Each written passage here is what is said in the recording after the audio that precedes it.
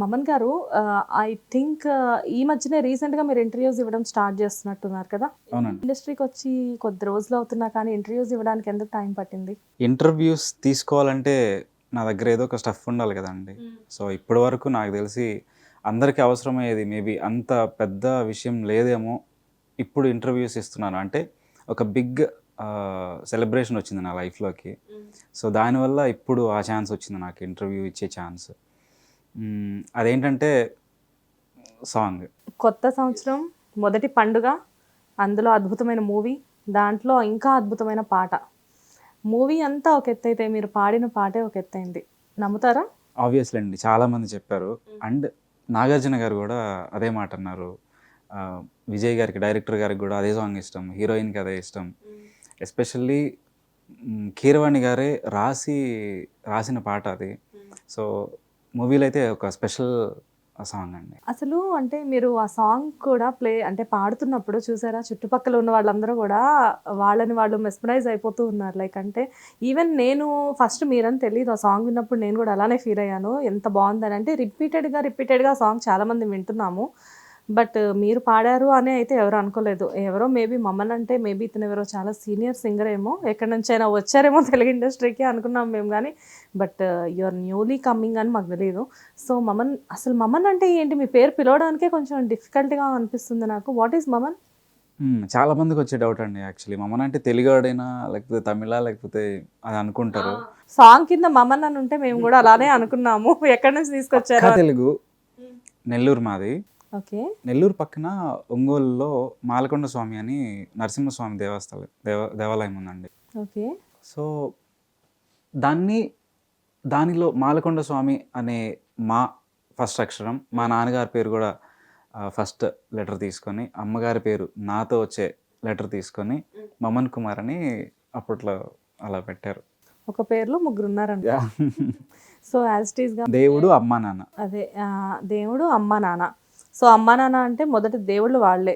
So వాటితో పాటు మీకు దేవుడు కూడా తోడయ్యాడు. సో ఆటోమేటిక్గా మీకు గట్టిగా బ్లెస్సింగ్స్ ఉంటాయేమో. సో ఆ బ్లెస్సింగ్స్ తోటే మీరు ఇండస్ట్రీకి వచ్చారా? తప్పకుండా అనుకోవచ్చు అండి. యాక్చువల్లీ ఎందుకంటే మా ఊర్లో రాముడి మన తిరునాళ్ళు జరుగుతాయి కదా, అసలు నా సింగింగ్ స్టార్ట్ అయింది అక్కడ నుంచి. ఓకే. ఫ్రెండ్స్ అందరూ ఏదో నేను పాడతాను కదా అనేసి కలిసి స్టేజ్ ఎక్కించడం, ఆర్కెస్ట్రాలు వచ్చినప్పుడు.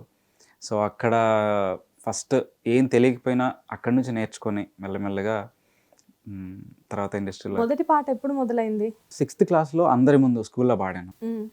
అప్పటి నుంచి అందరూ కొంచెం అప్రిసియేషన్ స్టార్ట్ చేయడం వల్ల ఓకే నేను పాడచ్చు, వింటున్నారు, పర్లేదు, ఓకే అన్నట్టుగా అనిపించింది అనమాట. ఇంట్లో అయితే బాగానే పాడుతున్నారు అనేవాళ్ళు కానీ, బట్ బయట నుంచి వచ్చింది మాత్రం స్కూల్లో కాంపిటీషన్స్ జరిగినప్పటి నుంచి.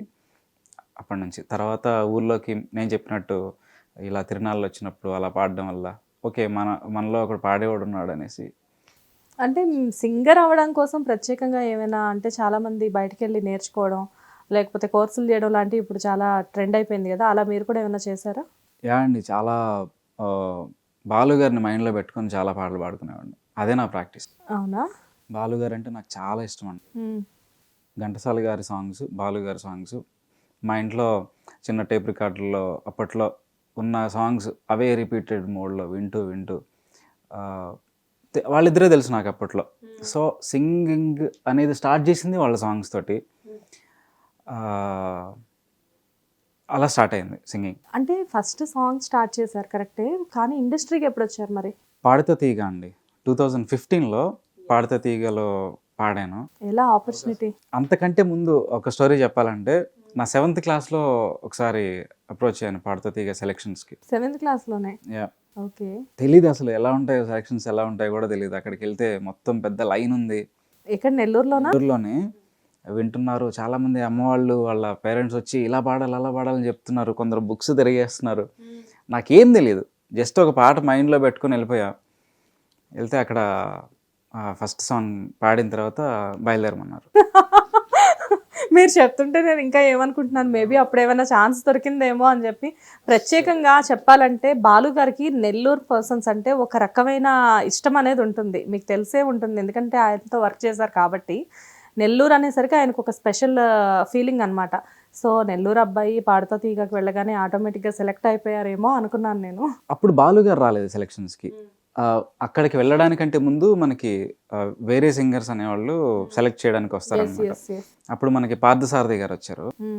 ఆయన జస్ట్ ఫస్ట్ సాంగ్ వినగానే తెలిసిపోతుంది, జస్ట్ ఒక్క ఎక్స్పీరియన్స్డ్ కదా, ఒక లైన్ పాడగానే మనోడికి విషయం లేదు అనేసి చాలమ్మా అని అన్నారు. చాలమ్మా అన్నారంటే ఇంకా తెలుసుగా మనకి అయిపోయినట్టే.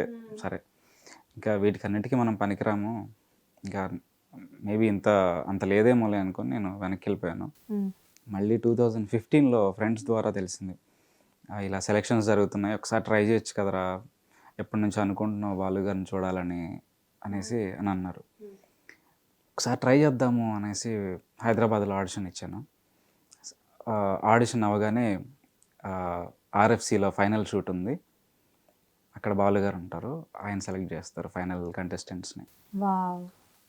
ఆ న్యూస్ రాగానే నాకు ఇంకేం అవసరం లేదు, జస్ట్ ఆయన చూసి ఆ రోజు సెలెక్ట్ అవ్వకుండా ఇంటికి వచ్చేసినా చాలు. ఎందుకంటే చిన్నప్పటి నుంచి మైండ్లో ఉన్న పర్సన్ కదా. ఆబ్వియస్లీ అంటే ప్రతి ఒక్క పాట అంటే పిచ్చి ఉన్నవాడికి, ఆయన మీద ఇష్టం ఉన్నవాడికి జస్ట్ చూస్తే చాలు, ఇంకేం అవసరం లేదు. అంటే తర్వాత ఏమవుతుందని ఎవరికి ఐడియా ఉండదండి. ఒక సింగర్కి ఒక కాంపిటీషన్లో పాడిన తర్వాత నేను ఇలా అయిపోతాను అలా అయిపోతానని ఇప్పుడే ఉందేమో కానీ, నేను 2015లో పాడినప్పుడు నాకైతే అంత ఐడియా లేదు. ఆయన ఒకసారి చూస్తే చాలనుకున్నాను. సెలక్షన్స్కి వెళ్ళి పాట పాడాను, దేవుడి దయ వల్ల సెలెక్ట్ అయ్యా. పాడుతా తీగలో ఒక 6 months సార్ తోటి ట్రావెల్ చేసాం.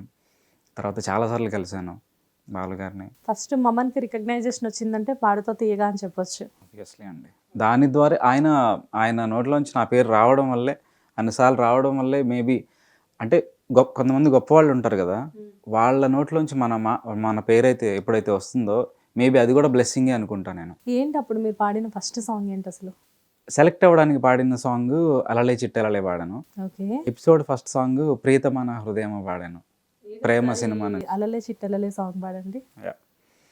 అలలే చిట్టలలే ఇటు వచ్చి వచ్చిపోయే అలలే, నన్ను తడుతూ పడుతూ నెడుతూ ఎదుటే నురగై కరిగే కలలే, తొలిగా పాడే ఆ పల్లవి అవునేలే, దరికే వస్తే లేదంటావే నగిల నగిల నగిల బిగువచ్చాలే నగిల, ఓహో నగిల నగిల నగిల బిగువచ్చాలే నగిల, ఓహో పడుచు పాట నెమరు వేస్తే ఎదలు వేడే పెంచే, పడక కుదిరి కునుకు పట్టి ఏదో కోరే నన్నే, కాలవ్ చెడుగుడుగుడు కన్నే ఉడుకుడు. అబ్బబ్బబ్బా, మళ్ళీ మాధవని గుర్తు చేస్తారు ఒకసారి. అసలు సూపర్ సాంగ్ ఇది, one of my favourite songs ఇది. చరణ్ గారు పాడిన సాంగ్ ఎస్పెషల్లీ. చరణ్ సాంగ్ పాడారు అంటే, అటు తండ్రి గొంతులో ఎంత అమృతం ఉంటుందో ఇటు కొడుకు గొంతులో కూడా అంతే ఉంటుంది. అసలు నాకు ఒకసారి నేను వెళ్ళిపోయాను తెలుసు అక్కడికి, చాలా అద్భుతంగా పాడారు సాంగ్. ఇదే సాంగ్ ఎందుకు సెలెక్ట్ చేసుకున్నారు మీరు? నాకు ఎస్పి చరణ్ గారు పాడారని తెలియదండి అప్పుడు. ఆ పాట అంటే కనెక్ట్ అయ్యాను. అలాగే ఒక 4-5 సాంగ్స్ ఇచ్చాను లిస్ట్. ఏం చదువుకుంటున్నారు మీరు అప్పుడు? నాదప్పుడు ఈ సాంగ్ అప్పుడు అంటే నాకు తెలుసు ఆబ్వియస్గా మీరు చిన్నపిల్లోడు, బట్ ఈ సాంగ్ మీరు సెలెక్ట్ చేసుకున్నప్పుడు ఏం చదువుకుంటున్నారు? 2015 అంటే మీ స్టడీస్ అయిపోయాయి? అవ్వలేదు అప్పటికి, ఇంకా ఇంజనీరింగ్ ఎంట్రన్స్లో ఉన్నాను అప్పుడు. అప్పుడప్పుడే యవనంలోకి అడుగు పెడుతున్నారు. యవనం అయితే వచ్చేసింది ఆటోమేటిక్గా అలా మంచి హమ్మింగ్ ఆ సాంగ్స్ అంటే ఎస్పెషల్లీ ఇంట్రెస్ట్ అనేది ఆటోమేటిక్గా ఎవరైనా కనెక్ట్ అవుతారు. ఆబ్వియస్లీ ఇంజనీరింగ్లోనే ఉన్నాను. ఎవరు పాడారు అని చూసే అంత నాలెడ్జ్ కూడా లేదండి. మనకి ఒక పాట వినబడితే బాగుంది కదా అని అదే పాడేసి అలా వెళ్ళిపోయే రకం. తర్వాత సింగింగ్లో పాడితే తీగక తర్వాత వచ్చిన తర్వాత నేను నేర్చుకున్నది ఏంటంటే, అసలు పాట ఎవరు రాశారు అనేది ఫస్ట్ తెలుసుకోవాలి. తర్వాత ఎవరు పాడారు, ఇవన్నీ కూడా బాలుగారి ద్వారా నేర్చుకున్నామండి. మా పాడుతా తీగలో చూసుకుంటే ఫస్ట్ బాలుగారే చదువుతారు, ఈ పాట రాసిన వారు, స్వరపరిచిన వారు, పాడినవారు వీళ్ళు అని చెప్పి ఇప్పుడు పాడుతున్న వాళ్ళు అని మా పేరు చెప్తారు. సో ఆ పద్ధతి నేర్చుకుంది. మీకు అసలు అది ఎవరు రాశారు, ఆ లిరిక్స్ ఎవరివి అసలు ఏం తెలియదు? ఏం తెలియకుండా ఆ పాట ఆ రోజు పాడేశాను అంతే. పాట బాగా ఇష్టం. అలాగే ఒక 4 సాంగ్స్ ఇచ్చినప్పుడు మా డైరెక్టర్ గారు శాస్త్రి గారే దాన్ని టిక్ చేసి ఈ పాట పాడు నువ్వు అనేసి అది ప్రాక్టీస్ చేయించి ఆ ఆర్కెస్ట్రాతో ఆ రోజు పాడడం జరిగింది. లక్కీగా సెలెక్ట్ అయ్యాను. తర్వాత ఎపిసోడ్స్లో ఎంటర్ అయిన తర్వాత మంచి ఫస్ట్ పాడింది బాలుగారి సాంగే పాడాను, ఏంటి? ప్రియతమా నా హృదయమా. ప్రియతమా ప్రేమ. Exactly, yeah. ఒకసారి అది కూడా.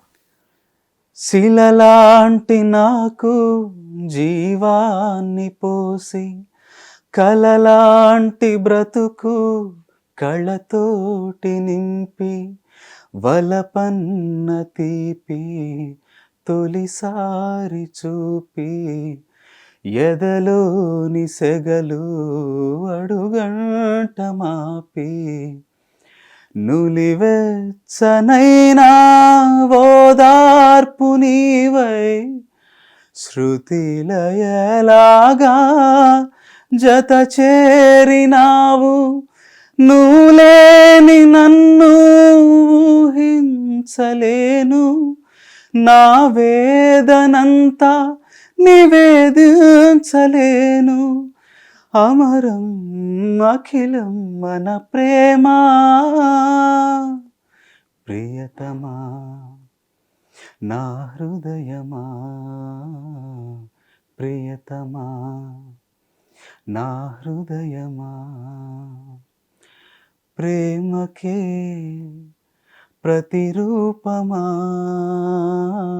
ప్రేమకే ప్రతిరూపమా. నా గుండెలో నిండిన గానమా,